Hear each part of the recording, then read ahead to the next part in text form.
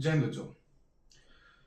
तो बच्चों एग्जाम 6.3 और एग्जाम 6.4 की हेल्प से हमने ये देखा जब दो पैरेलल लाइन को एक ट्रांसवर्सल कट करती है तो उस केस में जो हमारे कोरिस्पॉन्डिंग एंगल्स के पेयर्स होते हैं वो क्या हो जाते हैं बच्चों, इक्वल हो जाते हैं। कैसे?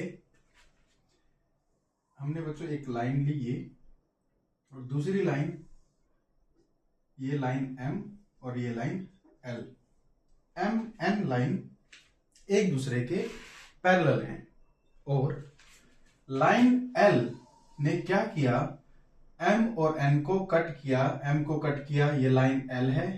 लाइन L ने N को कट किया पॉइंट P पर और N को किया पॉइंट Q पर। ठीक है, तो बच्चों जब पॉइंट पर कट हुआ तो ये हमको पता है यहां पर चार एंगल्स बनेंगे। ये एंगल 1, ये एंगल 2, ये एंगल 3 और ये एंगल 4। ऐसे ही एंगल 5, एंगल 6, एंगल 7 और एंगल 8।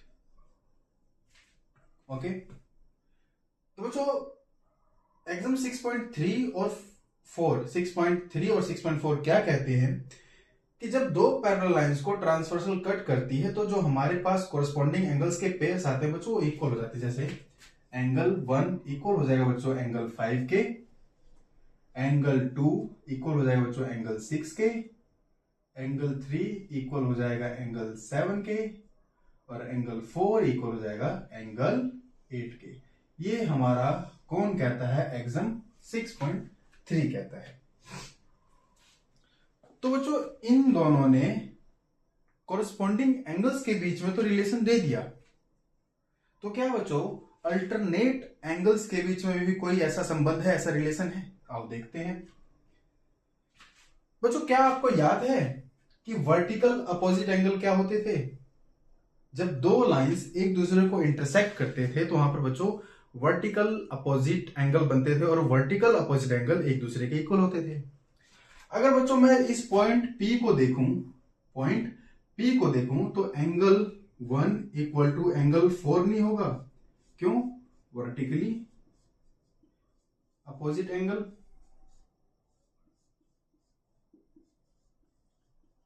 सेम एंगल 2 और एंगल 3, एंगल 2 और एंगल 3 ये भी वर्टिकली अपोजिट एंगल है बच्चों।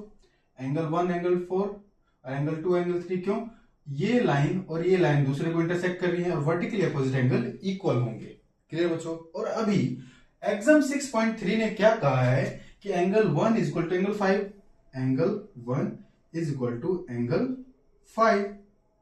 ये कौन कह रहा है? एग्जाम 6.5 से हमने इसको ऑब्जर्व किया है।